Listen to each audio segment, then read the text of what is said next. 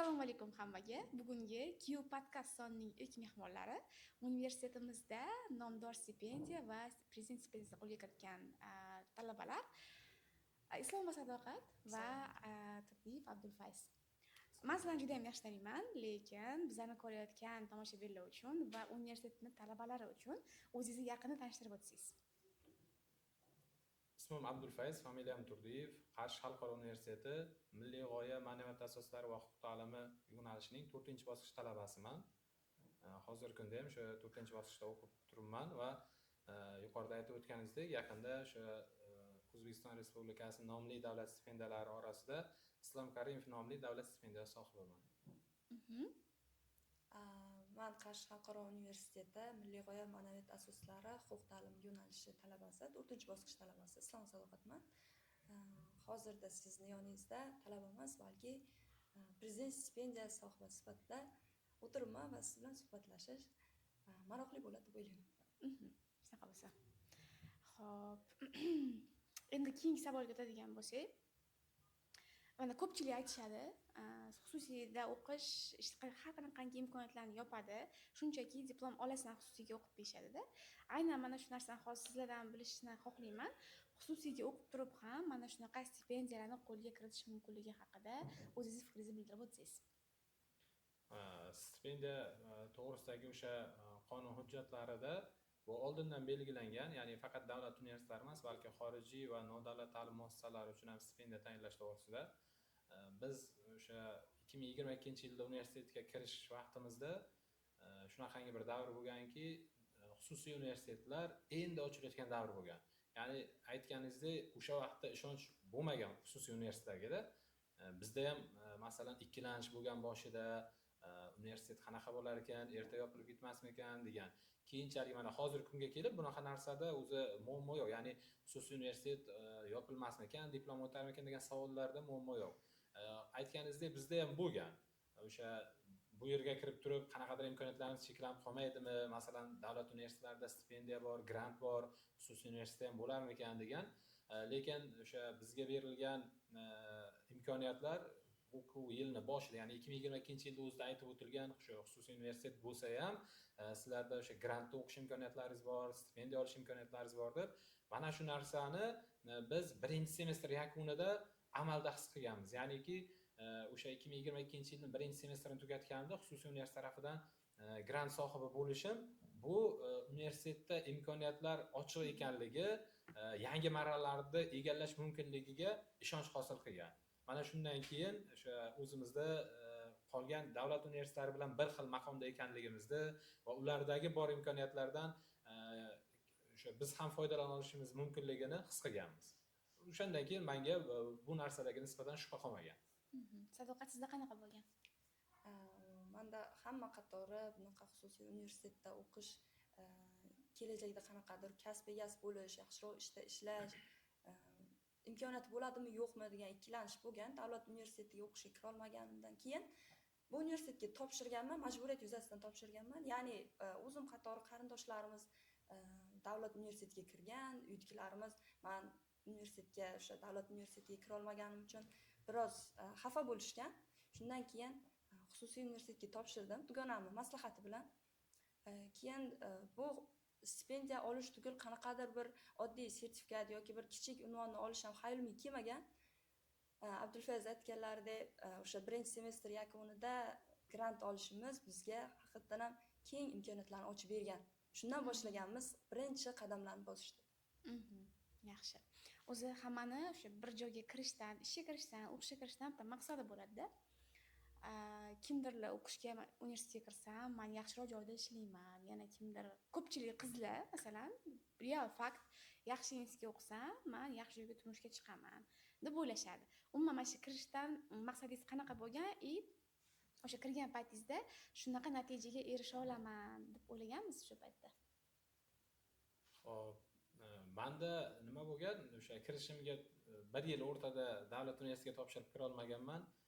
Keyin men ham shu noilojlikdan xususiyga topshirganman-da, lekin yo'nalish tanlashda qaraganman, qaysi yo'nalishdan keta olaman. o'zimda ham masalan aytganingizdek bo'ladi-yu, mana bu universitetga o'qisam nimadir imkoniyat bo'ladi, yo'nalishga topshirsam deb. Menda masalan bo'lgan variantlar iqtisodiyot yo'nalishi. Men iqtisodiyotda o'qib chiqsam, birorta bankka joylashsam degan narsa bo'lganda, lekin menda iqtisodiyotga nisbatan qiziqish yo'qligi yoki bo'lmasa o'sha hammada o'zining qobiliyati bo'ladi qaysidir yo'nalishga nisbatan. Menda shu yo'nalishga qobiliyat yo'q. Nima qilaman? Bitirib, balkim bitirarman, qiynalarman, boshqa qilarman-da, bitirib, o'sha diplomni olib, qaysidir bankka borib, o'zimni sohamni egasi bo'lmasdan bitta kadrni joyini band qilib o'tirganda menga nima foyda deb turib, milliy g'oya yo'nalishini tanlaganman. Bu yo'nalishni tanlashimiz ham o'sha noilojlikdan bo'lgan. Ya'ni qanday noilojlik? Biz yuridik sohaga qiziqqanmiz, yurisprudensiyaga, lekin o'sha vaqtdagi yangi ochilish davridagi birorta nodavlat ta'lim muassasalarida, ya'ni oliy ta'lim muassasalarida yurisprudensiya yo'nalishi bo'lmagan.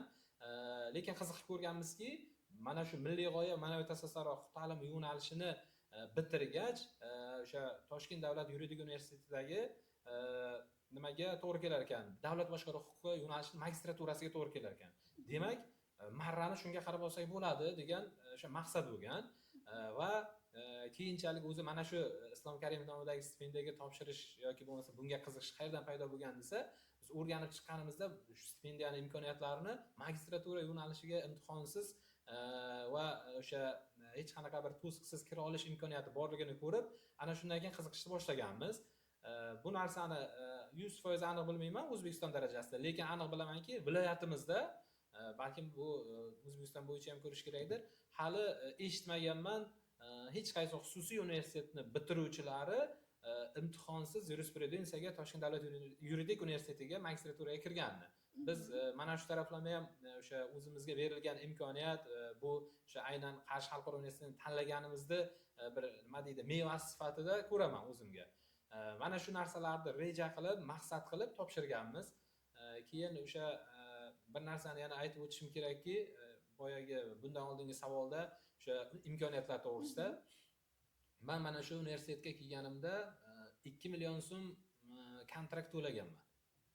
Undan 2 million so'm to'laganman, undan boshqa kontrakt to'lamaganman o'zimni shaxsiy hisobimdan va o'sha 2 million so'mni ham bir kishi mana shuni ishlatib turgan, qolganiga ham yana yordam qilaman deb turib bergan. Undan boshqa pulim bo'lmagan va kelganimda yonimda ham deyarli nima deydi, mana kundalik ehtiyoj uchun ham pulim bo'lmagan. Lekin mana hozirgacha, mana 4-bosqichdaman, 4-bosqich 7-semestrda tugatdik, hali kontrakt to'laganim yo'q. Ya'ni xususiy universitet menga grant imkoniyatini berib, o'sha moliyaviy tarafdan ham katta yordam bo'lgan. Bu narsani aytib o'tishim kerak. Bu qaysidir ma'noda mana vatanni menga bergan imkoniyati deydi-yu, xuddi shunday universitetni menga bergan imkoniyati. Bu masalan 10 yildir, 15 yildir, 20 yildir bu yerda bitirib qayergadir joylashaman, lekin mana shu universitetni o'sha sababchi deb bilaman o'sha imkoniyatlarimga va mana shu universitetni nima deydi, men hayotimdagi eng katta turtkisi va izi deb bilaman. Demak, Abdulfaz, hech qanaqa kontrakt to'lamasa ham xususiy universitetda o'qisa bo'lar ekan-a? Menda shunaqa bo'lgan. Va yana bir narsani aytib o'tishim kerak. Men bu yerda 3 yil davomida yoshlar yetakchisi sifatida ham faoliyat yuritganman. Va eng qizig'i hech qanaqa tanish bilishim bo'lmagan. Ya'ni bu universitetni o'sha rahbariyati tarafidan yoki bo'lmasa boshqa tarafdan tanish bilishchilik orqali emas, balki universitetdagi tizim, adolatli tizim tufayli shu narsalarga erishganmiz. Bizga yo'l ochib berilgan, eplaysanmi, qila olasanmi, marhamat. Bu aynan menga yoki faqat aynan bir xos kishiga emas, balki hamma talabalarga shunaqa imkoniyat ochilgan. Qo'lingdan keladimi, eplaysanmi, harakat qilgin, mana senga meva, mana senga natija deb bizga imkoniyat berilgan. Ya'ni bu bitta menga emas, balki barcha talabalarga mana shu narsaga erishish imkoniyati ochiq deganida, o'sha bu yerga kelib turib juda ham ko'p narsalarga erishdim. To'g'ri, buni universitet birdaniga kelganim uchun bergani yo'q yoki bo'lmasa bir boshqa narsa emas, balkim sababchi. Ya'ni hamma narsaga kimdir nimadir sababchi bo'lishi mumkin. Xuddi shunday universitetni sababchi deb bilaman. Shuning uchun bu universitetga kirib o'qiyotganimda ham juda ham mamnunman va agarda mabodo savol bo'lib qolsa, tavsiya qilasizmi desa, bemalol ayta olaman, tavsiya qila olaman. Xususiy universitet sifatida. Bor, unaqa savollar bor hali. Sadoqat sizda qanaqa? Men universitetga kelganimda hech qanaqa maqsadim bo'lmagan, rejam bo'lmagan, o'zi majburiyat yuzasidan o'qishga kirdim dedim-ku. Hech qanaqa maqsad bo'lmagan menda. o'sha grant olganimizdan keyin qanaqadir yutuqlarga guruhimiz bilan kitobxonlik tanlovlari yoki boshqa shu kabi zakovat o'yinlariga qatnashganimizdan keyin sekin sekin universitetga qiziqish boshlangan. Universitetda muhit juda ham boshqacha, bu xususiy universitetda Kiyev jamoasida. Ya'ni qanaqa o'qituvchilar juda ham samimiy. Undan tashqari ular bizga dars berishadi yoki qanaqadir qat'iy bir talablar qo'yishmaydi. Har bir talaba bilan xuddi o'zini do'sti, yaqin insoni bilan suhbatlashganda suhbatlashishadi. Qanaqadir yordam so'rasa ham vaqtiga qaramay, soatiga qaramay yordam berishadi. Undan tashqari biza talabalar shunaqa odatimiz bor. Soat 10da bo'ladimi yoki 11da bo'ladimi, qaysi vaqt bo'lishidan qat'iy nazar kechki vaqt bo'lsa ham javob berishadi bizga. Har qanday holatda ham yordam berishadi. Va bu stipendiyani olganimda dugonam aytib qoldi, balki shu davlat universitetiga kirmagani yaxshi bo'lgandir.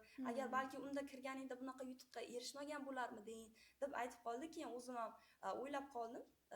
Bu stipendiyani olganimdan keyin xursand bo'ldim, to'g'ri, lekin uni imkoniyatlarini uncha tushunmagandim. Ya'ni ota-onam qachonki quvonch ko'z yoshlarini bildirib, samimiy tilaklar yoki boshqa shu kabi qarindoshlarimiz qo'llab-quvvatlagandan keyingina men bu stipendiyani qiymatini anglab yetdim. Zo'r. Shunday. Qanaqa emotsiyalar bo'ldi masalan, uyingizda masalan zo'r prezident stipendiyasini olgansiz? Dadingiz, ayingiz, yaqinlaringiz eshitganda qanaqa emotsiya bildirishdi? Emotsiyalari, men endi telefonda suhbat qildim ular bilan. Telefonda aytdim, dadam o'shanda eshitib, ayam, dadamlar juda ham xursand bo'lib, yig'lab, tabriklab, hamma qarindoshlarimiz, opam, akamlar, ammam hammalari tabriklab, xuddi o'zlari yutuqqa erishgandek juda ham xursand bo'lishdi men bilan birgalikda. Mana kecha kursdoshlarimiz bilan o'tirib uyimizda yig'ilish qildik, sumalak qildik, juda ham bir ajoyib o'tdi. O'sha stipendiya olganimizni nishonladik. Zo'r. Abdulfayz o'zi kutganmidingiz mana shunaqa, nima deydi, olaman, menga beriladi deb topshirgan paytingizda? Topshirgan vaqtimda O'zi aytishadi, kutmagandim o'zi deyishadi. Unaqa gapga kerak emas. yo'q, menda bo'lgan, kutganman. Faqat eng nimasi qiziqarli tarafi yoki bo'lmasa eng ahamiyatli tarafi juda ozchilik bilan kutganmiz. Ya'ni juda ham ko'pchilik ololmaysan, bu narsa uchun tanish bilishing zo'r bo'lishi kerak. Ana qo'shtirnochida tankang zo'r bo'lishi kerak yoki bo'lmasa xarajatli joyi bor degan narsalarni aytishgan. O'sha biz mana shu xususiy universitetga kirishdan ham oldin universitet haqida hali tushunchaga ega bo'lmaganimizda kattalardan eshitardik, universitetda pul bilan hal bo'ladi yoki bo'lmasa mana sadoqat aytib o'tgandek o'sha baholar olish jarayonida hamma narsa pul deyishgan, lekin yuqorida ham aytib o'tdim, pul sarflagan odam emasman bunaqa narsa uchun va stipendiyani olishimga ishonganman. Bugungi kundagi, endi avval qanaqa bo'lgan bilmadim, lekin men bugungi kundagi siyosat bilan, bugungi kundagi olib borilayotgan tizimli ishlar bilan pulsiz bemalol olsa bo'ladi, hech qanaqa tanish bilishsiz, faqat mehnat evaziga olsa bo'ladi degan narsaga qattiq ishonganman va boya ham aytib o'tdimki, juda ham ozchilik men bilan birga ishonishgan. O'sha universitetda ustozlarimiz ishonishgan va oilamizdagi eng yaqinlarimiz, masalan, ayam ishonganlar, akam ishonganlar, tog'amlar ham hattoki, bo'lmaydi, ololmaysan, qo'yaver, e'tibor beryapman. Men chunki bilaman, davlat universitetida o'qiganman, bunaqa bo'lgan yoki bo'lmasa meni tanishim ololmagan degan narsalarni eshitganman, lekin umuman ishonchni o'ldirmaganman. Va mana shu o'rinda ham bir aytib o'tishim kerakki, o'sha kursdoshimiz mana Sadoqatga ham xuddi shunaqa holat bo'lgan. Buni hatto o'zi ham ishonmagandi. Bu lekin real narsa, o'zi ham ishonmagandi. Natijasini eshitganimdan keyin to'g'risi ishonmaganlar boshqacha bo'lib qolar ekan. Ularni kuzatish mazza bo'lar ekanda. O'zimda bunaqa narsa bor-ku, siz hali hech nimaga erishmagan paytingizda hech qanaqa odamlardan e'tibor bo'lmaydi. Ha, bu oddiy talaba, lekin shu bitta narsaga erishganingizdan keyin yutug'ingiz bormi qo'lingizda, bo'ldi. Birdaniga ko'tar, kimdir voy mana bunaqa bo'lib qoladi-da, o'zimizni bor, yashamaymiz bu narsani. Mana shunaqa narsani olish, shu emotsiyani ko'rish jarayoni sizda qanaqa? Kimdadir norma, kim masalan menga realni yoqmaydi. Nimalarga erishgandan keyin hamma qarindoshlar voy mana bunaqa jarayon muhim emas. Da, xuddi shunaqa. Buni tabiiy holat sifatida qabul qilaman va bu narsada mana shu yerda nima deydi? Men o'zimda ham sinov boshlanadi. Ya'ni agar o'shanaqa vaziyatda ularga nisbatan qo'pollik qiladigan bo'lsam yoki ularga nisbatan hurmatsizlik qiladigan bo'lsam, bu meni o'zimga nisbatan hurmatsizlik bo'ladi va ular kutgan natija, ya'ni o'sha paxta qo'yish yoki ko'tardi nima deydi, soxtaligi mani olganimda ham soxtaligiga tegib qoladi. Shu sababdan buni tabiiy holat sifatida qabul qilish kerak. Biz insonmiz va ba'zida o'sha nima deydi, bunaqa holatlar bo'lganda insonning qalbini bilmaymiz. Balki havas qilib qilayotgandir. Buni tabiiy qabul qilib, ularga ham bundan ham yaxshiroq natijalarni tilab qolamiz. Sadoqat, aynan qizlar uchun hozir bitta tavsiya berib ketsangiz, shunaqa darajaga chiqish uchun nimadan voz kechgansiz? Masalan, qizlarda vaqt kam bo'ladi, ko'proq uy ishlari, что seni o'qishing muhim emas, sen faqat shu uy ishlarini yaxshi qilsang bo'ldi, diploming bormi, bor degan narsa tushuncha borda qizlarning tarbiyasi orasida. Sizgacha mana shunaqacha kelguningizgacha qanaqa qiyinchiliklar o'tgan, nimadan voz kechgansiz? Nimalarga ko'proq fokus qaratgansiz? Bu natijalarga erishish uchun nimadandir voz kechish shart emas. Hammasini bir xilida, maromida, o'z vaqtida agar biza qiladigan bo'lsak, hammasiga erishsa bo'ladi. Misol uchun uy ishlar deyapsiz, o'qish deymiz, uy ishlar deymiz, qo'shimcha darslar. Men o'sha birinchi kursligimdan boshlab yana qo'shimcha repetitorga boshlaganman. Ertalab universitetga o'qishga borganman, keyin soat 4 ga tarix darsimiz boshlanardi. Undan keyinchalik boshlab bahordan boshlab keyin ingliz tili kurslariga qatnadim. Bunda hech qanaqa nimadandir uy ishlaridan yo boshqa narsadan kechish shart emas. Kun bo'yi darsda bo'laman, o'qishda bo'laman, repetitorda bo'laman, keyin uyga boraman, uy ishlarini qilaman, chunki men aybdorman, o'qishga ketdim, kun bo'yi uyda bo'lmadim, nimadir qilish kerak, uyga boraman, ishlarimni qilaman. Keyin meni asosiy darslarim soat 10 dan keyin boshlanadi. 10 da o'tiraman. Soat 1 gacha, 2 gacha dars qilaman. Yana shu ertalab har kun mana shu holatlar takrorlanib keladi. Har shu 7-8 oy mana shunaqa davomda shunaqa rejimda ishlayman men. Hattoki o'sha prezident stipendiyasiga hujjat topshirishda endi biz hujjatlarni birga tayyorlab nima qilganmiz, urushganman. U turk tilidan repetitorga boryapti. Senga hozir shu turk tili zarurmi? Sen tushunmayapsanmi stipendiyani qiymatini? Yig'ishtir qolgan ishlaring, repetitorlarni yig'ishtir. Mana shuni olsak, marra bizaniki deganimda ham yo'q deb yig'lab xafa bo'lgan holatlari ham bo'lgan. Lekin o'shanda ham shu repetitorni qoldirgani yo'q. Chunki o'sha ba'zi jarayonlarda vaqtida kech qolib nima qilib kelgan. Shuni men shu vaqtda aytuvdimki, hujjat taxlashimiz kerak desam, nima qilding repetitor? Yana repetitormi? Yig'ishtir repetitorda hozir bunga e'tibor qaradi desam ham, menimcha hozir ham shu turk tiliga qatnab repetitorga qatnab yuribdi. Shunda shanba kun imtihonimiz bor nasib bo'lsa. O'tib oling. Keyin yana kuyga qaytamiz. Kuydagi qaysi imkoniyatlar sizlarni rivojlantirishga sababchi turtki bo'lgan? Buni tarixi uzun. Masalan, o'zimni aytadigan bo'lsam, tarixi uzun. Men to'g'risi umuman o'zi mana shunaqa imkoniyatlarga erishaman deb o'ylamaganman. Kuyga boshlang'ich kelganimda ham bu narsaga nima turtki bo'lgan? Yoshlar ittifoqini Qarshi xalqaro universitetidagi boshlang'ich tashkilot yetakchiligiga saylov mana shu narsaga turtki bo'lgan. Bu qanaqa jarayon bo'lgan? O'sha saylovga nomzodlar qo'yilayotgan vaqtida bizda o'sha vaqtdagi rektorimiz, hozir kuzatuv kengashi raisi Ahtam Yakubov chaqirdilarda xonalariga nomzodingni qo'ydingmi dedilar. Aytdim, yo'q, ustoz nomzod qo'yganim yo'q. Nimaga sen kelajakda bir kattaroq maqsad qo'ymayapsanmi? Nimaga nomzod qo'ymading? Ustoz, bunaqa narsalarga uncha tushunmayman. Bilmasam, men eplolamanmi yo'qmi? Eplolamanmi dema, davay, nomzodingni qo'y deb turib, qat'iy turib topshiriq berdilar. Bu menga turtki bo'ldi. Rektor menga ishonch bildiryapti, nimaga men topshirmasligim kerak? Men nomzodimni qo'ydim. O'sha o'ylaganman boyagidek, kimdir tanish bilish qilib olsa kerak. Men hech qanaqa tanish bilishim yo'q.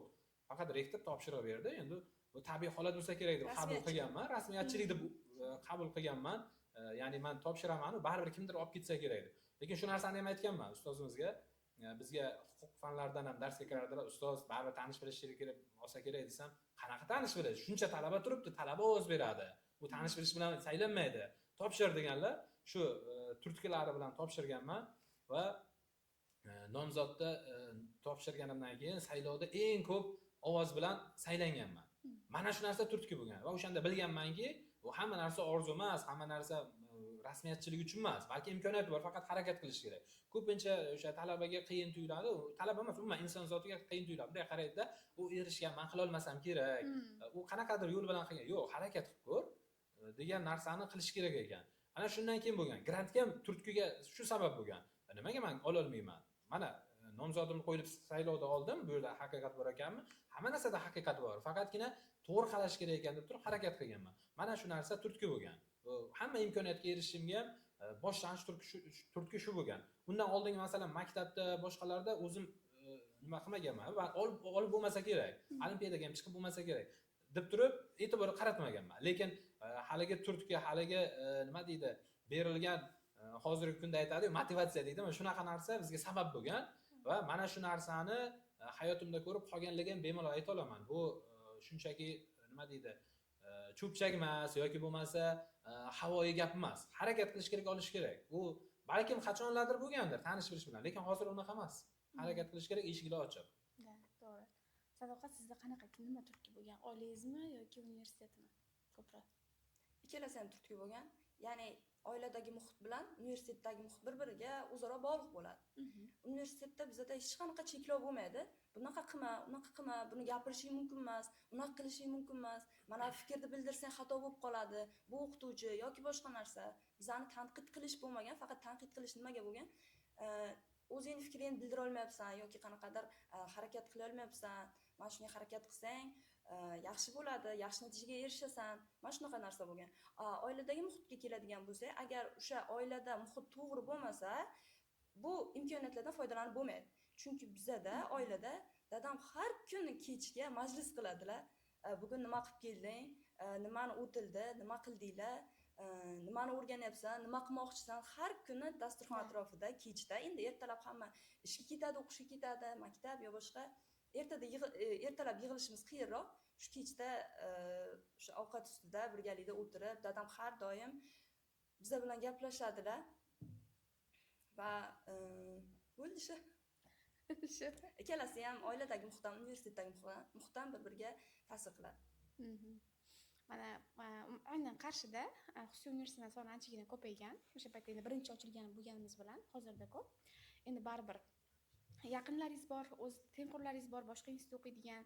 Hozir farqini menga aytib bera olasizmi? Qda o'qish bilan boshqa universitetda o'qishdagi farq qanchalik? Endi uni farqini hozir men masalan o'zimizning universitetda aytsam maqtash bo'lib qoladi yoki bo'lmasa ulardagi o'sha farqni aytsam xuddiki o'sha ularga nisbatan hurmatsizlikdek bo'lib qoladi. Neytral qarab javob beramiz. Neytral qaraydigan bo'lsam, bilmadim, menga berilgan birinchi imkoniyat, universitetimizda hamma sharoit bor. Ustozlarimiz, professor o'qituvchilarimiz yetarli darajada bilim va ko'nikmalarga, malakalarga ega. Bizga mana shu narsani bera oladi. To'g'ri, bizdagi bitta nimani talabalar yoki abituriyentlar aytishadi, kontrakt narxi qimmatroq ekan deydi. Mana shu narsaga ham to'xtalib o'tmoqchiman. Sifatli narsa o'zi arzon turmaydi-da. Sifatli narsa arzon turmaydi. Boshqalarda ham demak u sifatsiz degani emas.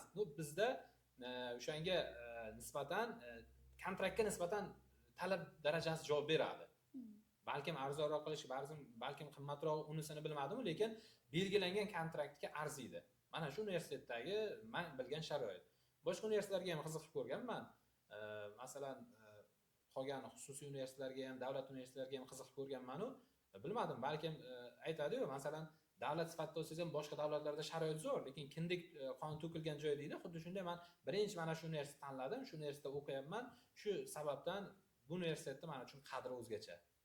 Qolgan universitetlarga nisbatan hurmatsizlik yoki bo'lmasa ularda qanaqadir kamchiliklarni aytish niyatim yo'q. Shunchaki bu universitetni bahosi, qadri men uchun boshqa universitetlarga nisbatan ancha baland yuqori. Agar har bir talaba xuddi sizdek harakat qilsa, ular uchun ham bu universitet shunchalik qadrli bo'ladi. Shunday, mana shu o'rinda yana bir narsani aytib o'tmoqchiman. Biz o'tgan davr mobaynida mana tadbirlar bo'ladi, yig'ilishlar bo'ladi yoki bo'lmasa qanaqadir Navro'z bayramida, qanaqadir bayramlarni oladigan bo'lsak, shu bayramlarda ham yugurib yurganimizni aytishganda, kursdoshlarimiz aytgan yoki bo'lmasa boshqa guruhdagilar aytgan, "Senga zarurmi? Nima qilasan? U xususiy universitet bo'lsa, pulni to'layapmiz." Qilishadi-da, nima qilasan o'zing jon kuydir deydi.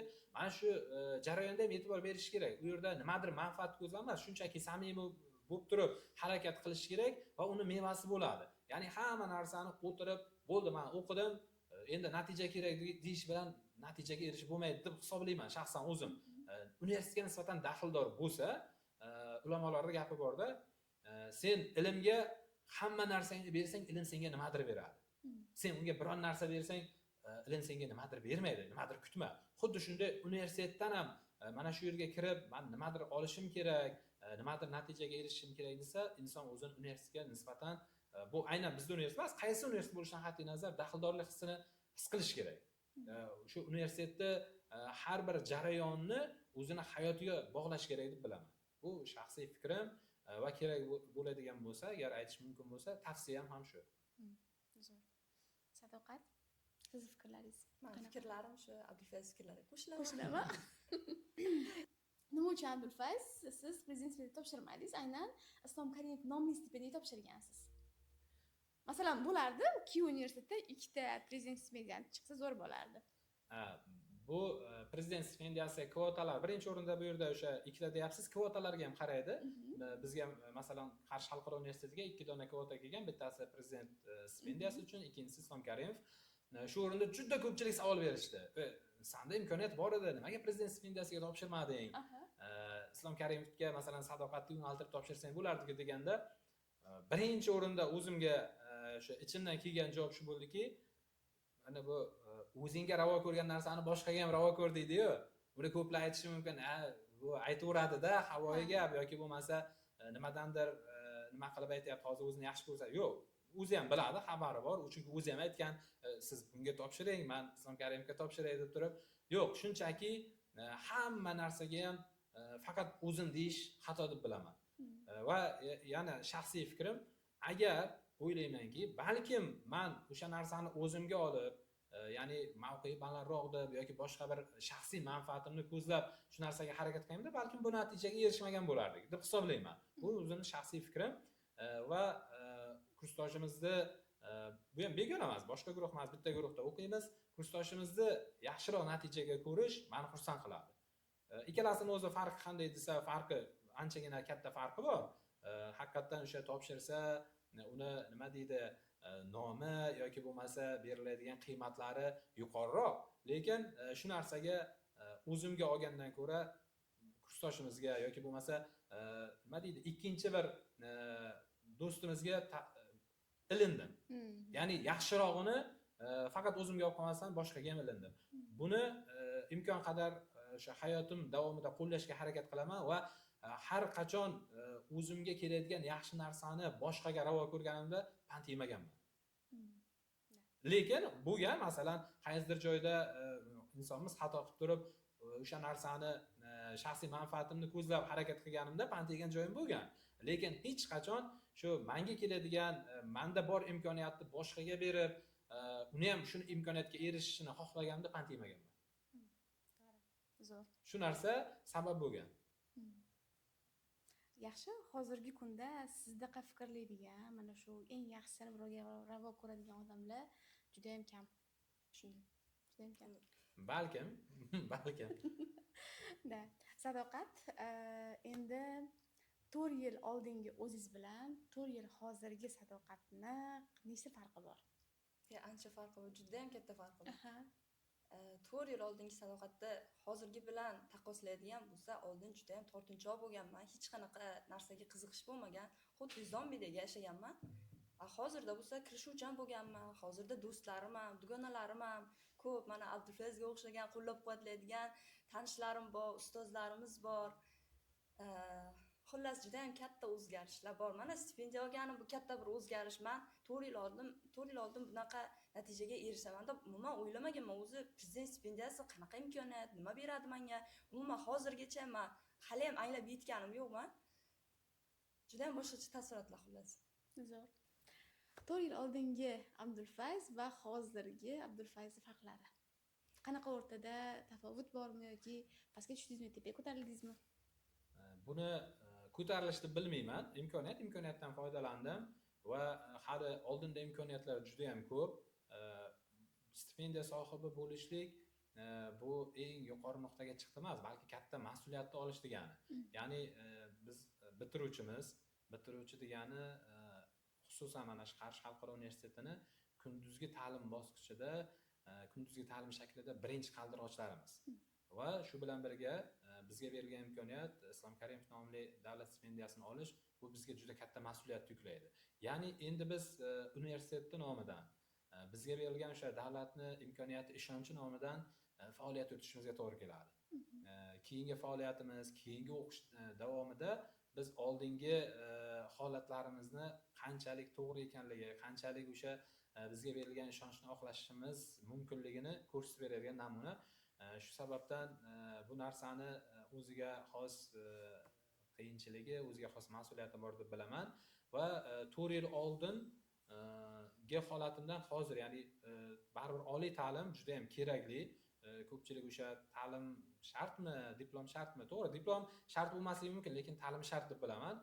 Shu savoliga javob shunday bo'ladiki, 4 yil oldingiga nisbatan hozir ancha o'zgarganman deb hisoblayman. Lekin bu degani men o'zi nima deydi, hamma kamchiliklarimni yo'qotdim yoki men hozir eng yaxshi nuqtada deb hisoblamayman. Kamchilik doim bo'ladi. Mana shu 4 yillik ish faoliyatim, o'qish faoliyatim davomida ham, o'qish jarayonlarida ham xatolarga yo'l qo'yganmiz, kamchiliklarimiz bo'lgan. Bularni tuzatib, kerakli xulosa olib, yana harakatda davom etaveramiz. O'zgarish katta bo'lgan. Bu o'zgarishda universitetning o'rni beqiyos. Oliy ta'limning o'rni beqiyos. Chunki universitetda faqatgina ta'lim emas, balki u yerda do'stlar bor, ustozlar bor. Har bir insonga u qaysi o'sha hayot davomida qaysi kasb egallashdan qat'iy nazar ustozi bo'lishi kerak. Bu xoh o'sha mutaxassislik bo'yicha ustoz bo'lsin, xoh hayoti davomida hayot ustozi bo'lsin, bo'lishi kerak. Bu universitetga kelaman men faqatgina mutaxassisligim bo'yicha emas, balki o'sha hayotimga to'g'ri yo'l ko'rsatadigan, hayotimga ta'sir qiladigan darajadagi yaqinlarni, ustozlarni topdim deb hisoblayman va bu jarayon yana davom etaveradi. Ya'ni kengayaveradi. Shu sababdan 4 yil ichida ancha buncha yutuqqa erishdim deb hisoblayman. Zo'r. Sadoqat, mana ustozlar haqida gap ketdi. Sizni o'sha hayotingizga burilishga sabab bo'ladigan QDagi ustozlardan sanab bera olasizmi? Hozir shuni o'ylab o'tirdim. Shunday Birinchi kursligimizda Ahtam Yakov bizga davlat va huquq nazariyasidan dars berardilar. Bizga topshiriq beruvdilar, lekin biz tayyorlanib kelmagandik. O'shanda bizani kechki soat 6 gacha olib o'tirgandilar. Soat 6 da biza kutubxonaga tushib, o'sha bergan savollarimga hozir tayyorlanasizlar-da, javob berasizlar, keyin ketasizlar, keyin ruxsat beramiz deganlar.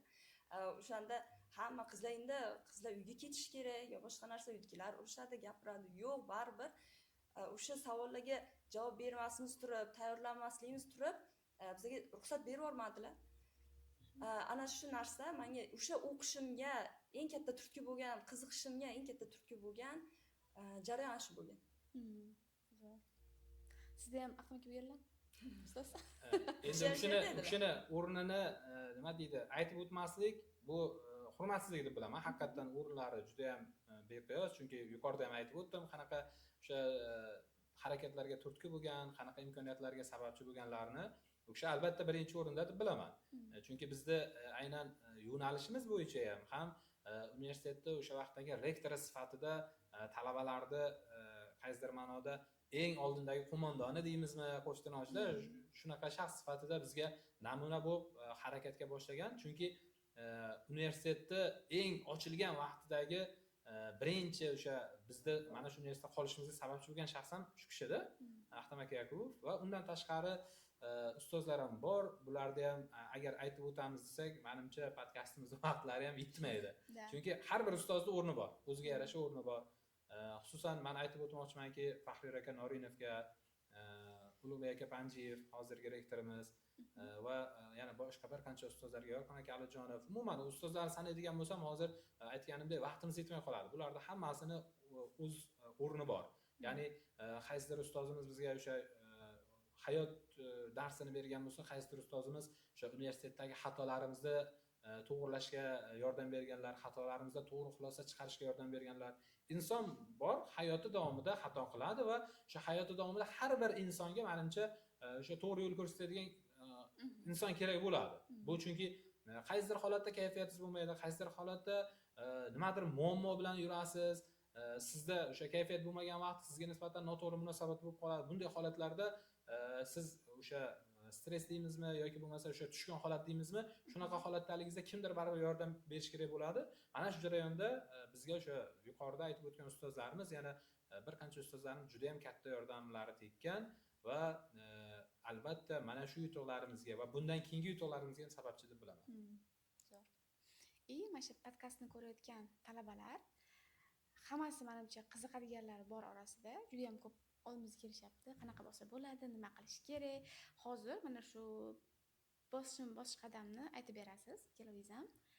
Nimalar qilish kerak? Buni ya'ni nomli yoki bo'lmasa prezident stipendiyasiga erishish. Erish. Birinchi navbatda uni nizomi bilan tanishib chiqish kerak. Nizomida batafsil ko'rsatilgan qanday jarayon bo'ladi, qaysi vaqtda nima qilish kerak, nimalarga e'tibor berish kerak, bu bilan tanishib chiqib va undan keyingi qiladigan eng o'sha muhim ahamiyatli ishi bu ustoz tanlash. Ya'ni o'ziga o'sha ilmiy rahbarni tanlab, ustoz bilan birgalikda harakat qilishligi bu talabani mana shu yutuqqa erishishiga sabab bo'ladi. Ya'ni talabani e'tibor qaratmaydigan jihatlarni ham ustozi to'g'ri yo'l ko'rsatib nima deydi, yordam beradi va o'sha bu jarayonlarda hammasida ustozni o'rni beqiyos tajribasi bor. Biz hozir nimadir deb aytganimiz bilan kundalik bilan birga ishlay olmasak, unda o'sha aytgan gapimizni natijasini ko'rmasligi mumkin. Shu sababdan ustozi bilan uzluksiz bardavomli ishlasa, albatta bu natijadan ham yuqori natijalarga erishadi deb hisoblayman. Shu o'rinda bizga ilmiy rahbarlik qilgan Shuhrat aka Boymurodovga ham rahmatimizni, tashakkurimizni aytib o'tamiz. Sadoqat, masalan, maqolalar chiqarish kerak bo'ladi, to'g'rimi? Nechta maqola chiqargansiz shu paytgacha? Shu paytgacha maqolalar soni 9 tadan oshgan. Kitoblar, broshuralar. Ha, Abdulfayz bilan birgalikda o'quv qo'llanmasini ham chiqargandik yozda. Maqolalar, tezislar bular asosan kerak bo'ladi. Undan tashqari universitetdagi bo'lib o'tadigan tadbirlarda faolroq ishtirok bo'lish kerak. Ya'ni respublika darajasida bo'ladigan tanlovlar, bosqichlar, musobaqalarda ham ishtirok etish kerak. Bu o'sha ballni yuqori bo'lishiga ham yordam beradi va eng asosiysi har bitta ishini reja asosida qilish kerak va bu jarayonda o'ylaymanki hech kimga aytish kerak emas, chunki men o'zim ham shunaqa qilganman. Uydagilarim ham bilmasdi. Yo, tayyorlanayotgan jarayonimni aytdim. Men shu nomdor stipendiyaga topshiraman dedim. Keyin uydagilar xavotir bo'lib qoldi, qanaqa bo'ladi, nima bo'ladi, oldingmi yo'qmi, har kun shu narsani so'raydigan bo'lib qolishdi. Keyin men aytdim, yo'q, o'xshamadi, bo'ldi. O'zi bu natijalar sentabrda, ha, shunday. Sentabrda natija e'lon qilinishi kerak edi, lekin kechikib ketdi biroz. Shuning uchun aytdim men, yo'q, bo'ldi, o'xshamadi.